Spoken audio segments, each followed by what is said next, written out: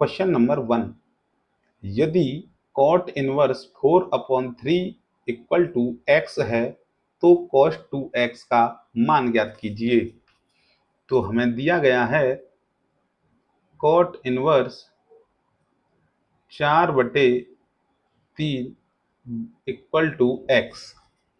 तो यदि हम यहाँ से इस cot इनवर्स को इधर लाएंगे तो ये हो जाएगा 4/3 इक्वल टू cot x। हमें यहाँ वैल्यू ज्ञात करनी है cos 2x की। तो हमें पता है कि जब cot की वैल्यू दी गई है तो हम cos 2a को 10 में तोड़ेंगे तो ये होगा 1 minus 10 square x upon 1 plus 10 square x। तो जब हमें cot x की वैल्यू दी गई है तो हम जानते हैं कि यहाँ से जो 10x होगा ये cot x का उल्टा हो जाएगा, तो ये मिलेगा 3/4। तो यहाँ 10x की वैल्यू लगाएंगे तो 3/4 का स्क्वायर अपॉन 1 प्लस और यहाँ वैल्यू लगाएंगे ये हो जाएगा 3/4 का स्क्वायर। आगे सॉल्व करने पर ये मिलेगा 1 माइनस 9/16 और यहाँ मिलेगा 1 प्लस 9/16 और इधर मल्टीप्लाई करेंगे तो ये होगा 16 माइनस 9/16 और इधर हो जाएगा 16 प्लस 9/16। 16 से ये 16 हो जाएगा कैंसिल, तो ऊपर 16 माइनस 9 यानी 7 बचेगा और यहाँ 16 प्लस 9 25 बचेगा। क्वेश्चन नंबर 2, यदि tan inverse x equal to a है तो sec a का मान ज्ञात कीजिए। तो हमें दिया है tan inverse x equal to a, तो यहाँ से हो जाएगा x इक्वल टू इनवर्स जब इधर जाएगा तो ये बन जाएगा tan a, यानी x की वैल्यू हो गई यहाँ पर tan a। हमसे पूछा गया है sec a का मान, तो हम यहाँ पर एक ऐसी आइडेंटिटी लगाएंगे जिसमें tan और sec दोनों आते हों। तो आइडेंटिटी होती है sec square a equal to 1 plus tan square a। तो ये हो जाएगा sec square a equal to 1 plus और tan की वैल्यू यहाँ पर x है तो x स्क्वायर और या sec a इक्वल टू हो जाएगा, इधर से स्क्वायर हटाएंगे तो root 1 plus x square. Question number 3, यदि sine inverse x equal to π/3 है तो cos इनवर्स x का मान ज्ञात कीजिए। तो हमें यहाँ दिया गया है sine inverse x equal to π/3 और हमसे पूछा गया है cos inverse x equal to.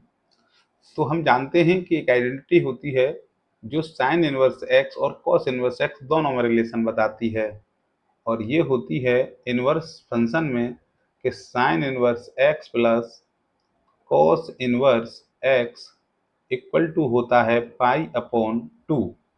तो यहाँ से यदि cos इनवर्स x निकाला जाए तो ये हो जाएगा π/2 माइनस साइन इनवर्स x और ये हो जाएगा π/2 माइनस साइन इनवर्स x की जो वैल्यू है वो π/3 लगा देते हैं और यहाँ एलसीएम आएगा 6 और ये हो जाएगा 3π माइनस 2π और जो फाइनल आंसर मिलेगा वो मिलेगा π/6। मान ज्ञात कीजिए cot tan इनवर्स √3। तो हम मान लेते हैं कि माना tan inverse √3 equal to x है। तो यहाँ से यदि मैं इस इनवर्स को इधर ले जाऊंगा तो मुझे मिलेगा कि √3 इक्वल टू tan x है और इसके स्थान पर जब मैं x लिखूंगा तो मुझे जो मान ज्ञात करना है वो cot x का ज्ञात करना होगा। अब तो cot x का मान निकालना है और हमें tan x दिया है, इसलिए हम cot x को लिख सकते हैं 1/tan x। तो ये हो जाएगा cot x इक्वल टू 1 और tan x इक्वल टू √3। तो या मैं यदि x की वैल्यू यहाँ लगा दूं तो ये हो जाएगा tan inverse √3 equal to 1/3। Question number 5, मान ज्ञात कीजिए cot ब्रैकेट में tan इनवर्स 3। तो इसी प्रकार हम यहाँ मानेंगे कि माना tan inverse 3 equal to x है और हमें यहाँ अब यदि x लगाएंगे तो वैल्यू ज्ञात करनी होगी cot x की। यदि tan inverse 3 equal to x है तो 3 इक्वल टू मिलेगा tan x। हमें tan x की वैल्यू दी गई है और यदि हम cot x इक्वल टू निकालते हैं तो ये होता है 1/tan x और tan x की वैल्यू यहाँ लगाएंगे 3 तो cot x की वैल्यू मिलेगी 1/3। या हम लिख सकते हैं कि cot और x के स्थान पर जो भी माना है tan इनवर्स 3 और ये इक्वल टू हो जाएगा 1/। क्वेश्चन नंबर 6, सिद्ध कीजिए कि sin inverse x equal to cosec inverse 1/x होता है। तो हम मान लेते हैं किसी एक को, यानी sin inverse x equal to मान लेते हैं कि a होता है। तो इसे यहाँ माना लिख देते हैं। तो यहाँ से हो जाएगा x equal to sine a। हमें यहाँ साइन a की वैल्यू दी गई है, हमें कोसेक इनवर्स लाना है, इसलिए हम लिखेंगे यहाँ कोसेक a इक्वल टू होता है 1/sin a। तो ये हो जाएगा कोसेक a इक्वल टू 1 और साइन a की जो वैल्यू है वो x है तो 1/x। और इस कोसेक को जब मैं इधर ले जाऊंगा तो a बराबर मिलेगा मुझे कोसेक इनवर्स 1/x और a इक्वल टू मैंने यहाँ माना था साइन इनवर्स x और a की वैल्यू मैं यहाँ पुनः रख देता हूँ। तो sine inverse x equal to हो जाएगा ये cosec inverse 1/x। Question number 7, सिद्ध कीजिए कि cos inverse 1/x equal to sec inverse x होता है और जहाँ x is greater than equal to 1 या x is less than equal to -1 होता है।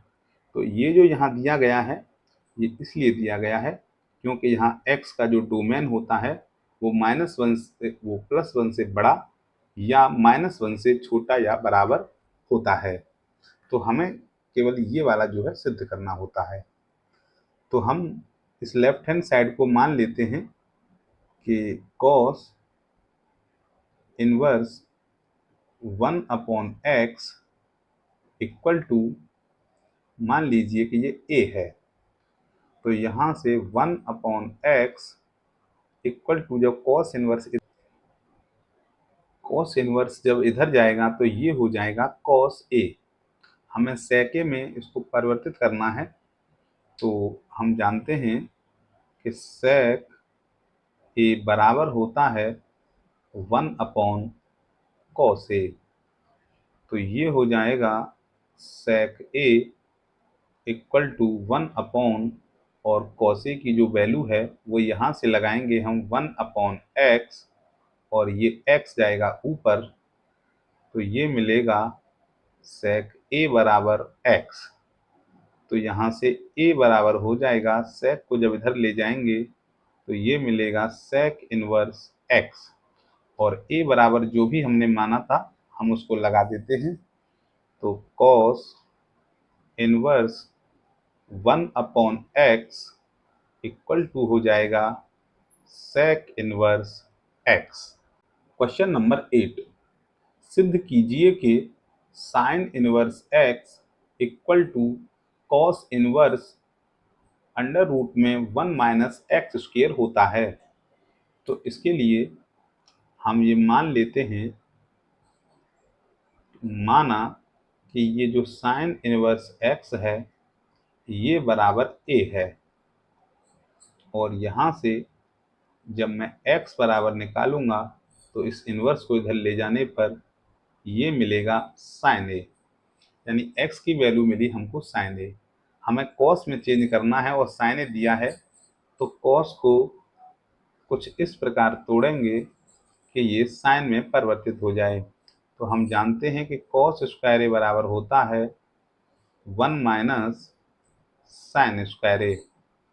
तो ये हो जाएगा cos ए बराबर अंडर रूट में 1 माइनस, इधर से स्क्वायर हटाया है तो साइन स्क्वायर ए।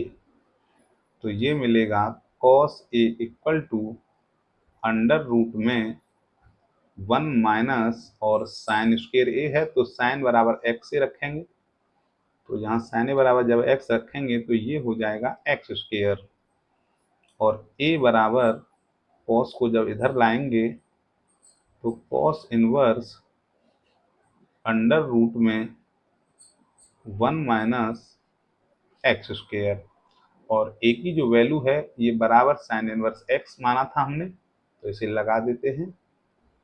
साइन इनवर्स एक्स बराबर cos inverse 1 minus x square. Question number 9, सिद्ध कीजिए कि tan inverse x equal to cos inverse 1 upon under root में 1 प्लस एक्स स्क्वायर होता है। तो इसके लिए हम लेफ्ट हैंड साइड को a के बराबर मानेंगे सबसे पहले। तो माना tan inverse x equal to a है, तो यहाँ से जब x इक्वल टू निकालेंगे तो इनवर्स इधर जाएगा तो ये हट जाएगा, ये हो जाएगा tan a। हमें वैल्यू निकालनी है cos की, क्योंकि यहाँ cos लाना है, तो cos a बराबर, इस cos को कुछ इस प्रकार तोड़ना है कि हमें tan a मिल जाए। तो हम जानते हैं cos a बराबर होता है 1 अपॉन sec a। तो ये हो जाएगा cos a इक्वल टू, और sec a को हम tan में चेंज कर सकते हैं, क्योंकि sec a बराबर होता है अंडर रूट में 1 प्लस tan स्क्वायर a, क्योंकि 1 plus tan square a sec square a होता है, और रूट से स्क्वायर हटेगा तो 1 अपॉन sec a हो जाएगा। तो अब हमें मिलेगा cos a बराबर 1 अपॉन अंडर रूट में 1 प्लस, और tan a की जगह पर यदि हम x लगाते हैं तो ये एक्स स्क्वायर हो जाएगा। और अब हम यदि a बराबर निकालते हैं तो cos जब इधर आएगा तो ये बनेगा cos inverse 1 upon under root में 1 अपॉन अंडर रूट में 1 प्लस एक्स स्क्वायर हो जाएगा। और a बराबर जो भी हमने माना था उसे लगा देते हैं, तो ये हो जाएगा tan इनवर्स x बराबर cos inverse 1 upon 1 plus x square. Question number 10, सिद्ध कीजिए कि sine inverse x plus cos inverse x equal to pi upon 2 होता है। ये जो सिद्ध करने के लिए क्वेश्चन है, तो इसके लिए सबसे पहले हम क्या करते हैं कि इस साइन इनवर्स x को a के इक्वल मान लेते हैं। माना sine inverse x equal to a है, तो यहाँ से x इक्वल टू मिलेगा हमको साइन a। अब मुझे क्या करना है कि इस साइन को इस cos में बदलना है, तो मैं लिखूंगा x इक्वल टू cos और मैं यहाँ लिख सकता हूँ a के स्थान पर π/2 माइनस a, क्योंकि हम जानते हैं cos 90 minus theta sine theta होता है, इसलिए इसको π/2 माइनस a करने पर ये जो है साइन ए और cos π/2 माइनस a दोनों जो हैं a की वैल्यू होती हैं।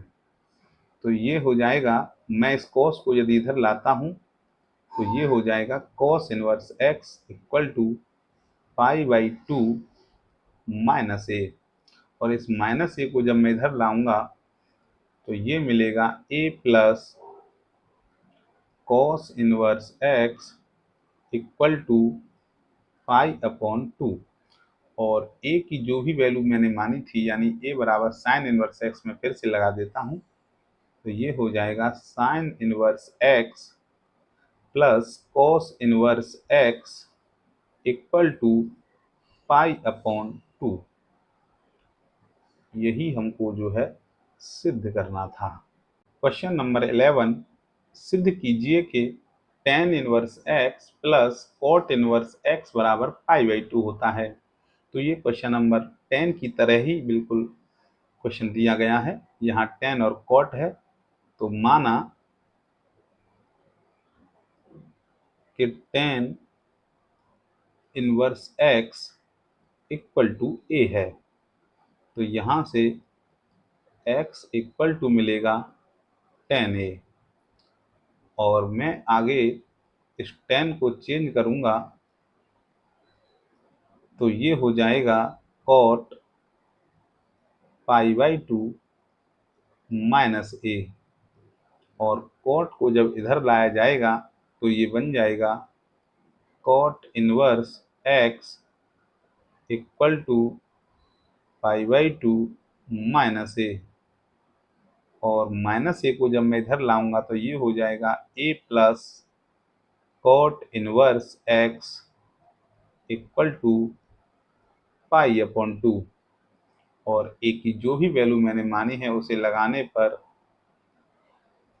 tan inverse x plus cot inverse x equal to π/2, और यही जो है प्रूव भी करना था। तो क्वेश्चन नंबर 12 है, सिद्ध कीजिए कि sec inverse x plus cosec inverse x equal to π/2 होता है। तो उसी प्रकार जैसे हमने पहले 10 और 11 प्रश्न किए हैं, उसी प्रकार इसको हल करना है। तो हम मान लेते हैं कि जो sec इनवर्स x है ये a है, तो यहाँ से हमें x बराबर प्राप्त होगा sec a, और हम इस sec को बदल देंगे cosec में, तो लिखा जाएगा ये cosec π/2 माइनस a, और जब cosec को इधर लाऊंगा मैं तो ये बनेगा cosec inverse x equal to π/2 minus a, और इस माइनस a को जब इधर लाएंगे तो a plus cosec inverse x equal to π/2, और a की वैल्यू जो है हमने जो मानी थी उसे लगाते हैं sec इनवर्स x, तो ये हो जाएगा sec inverse x plus cosec inverse x equal to π/2, hence proved. Question number 13, यदि R1 तथा R2 वास्तविक संख्याओं के ऐसे दो अंतराल हैं कि प्रत्येक x बिलोंग्स टू R1 तथा y बिलोंग्स टू R2 है, तो y equal to sine x दिया गया है, या imply that x equal to sine inverse y दिया गया है, तो R1 तथा R2 का अधिकतम संभव मान क्या होगा। तो हमें यहाँ y equal to sine x या imply that x equal to sine inverse y दिया गया है। तो यहाँ जो x की जो वैल्यू है वो इंटरवल R1 से बिलोंग करती है, और y की जो वैल्यू है वो इंटरवल R2 से वैल्यू करती है और दोनों ही रियल नंबर है यहाँ पर। तो हम जानते हैं कि इनवर्स फंक्शन के लिए यहाँ जो y की वैल्यू है, या ये कहें कि ये जो डोमेन है, ये डोमेन के लिए जो मिनिमम वैल्यू होती है y की, वो -1 होगी यहाँ साइन के लिए।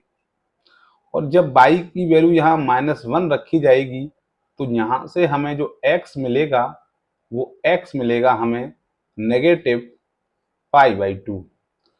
और यहाँ जो मैक्सिमम वैल्यू होगी y की वो होगी +1, जिसके लिए हमें यहाँ जो x की वैल्यू प्राप्त होगी वो होगी π/2।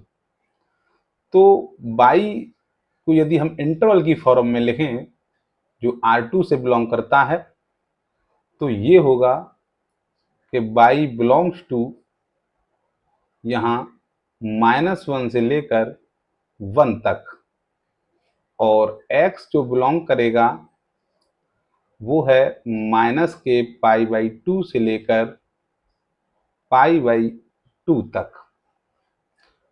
और यहाँ क्लोज इंटरवल आएगा क्योंकि यहाँ π/2 इसमें शामिल होता है।